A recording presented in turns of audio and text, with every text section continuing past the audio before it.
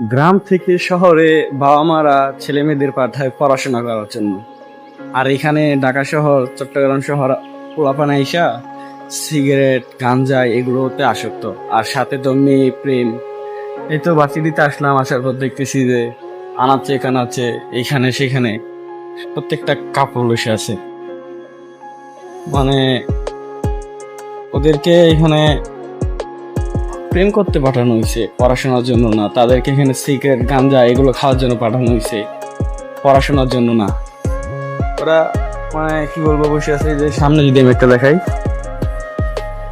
এই যে আমার সামনে দেখতেছেন বসে আছে। মানে প্রত্যেক 10 মিটারের মধ্যে একটা না একটা কাপড় থাকবে, একটা না একটা কাপড় থাকবে। তাদেরকে পড়াশোনা করার জন্য পাঠাই নাই, প্রেম করার জন্য পাঠাচ্ছে। এই আর কি অবস্থা ঢাকা শহর পড়াশোনা অবস্থা আর কি। আর আরেকটা বিষয় হচ্ছে যে তাদের কাপড় পরার যে স্টাইল, মানে এটা খুবই নগণ্য অবস্থা।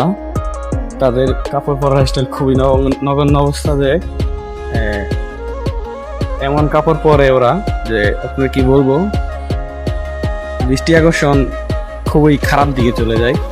তবুও মনে করেন কি, একবার যেহেতু তাকানোর পর আমাদের ইসলামে দ্বিতীয়বার তাকানো নিষেধ, সেক্ষেত্রে আর তাকানো হয় না। তবে ওদের যেই কাপড়গুলো পরে খুবই খুবই বিচ্ছিরি অবস্থা।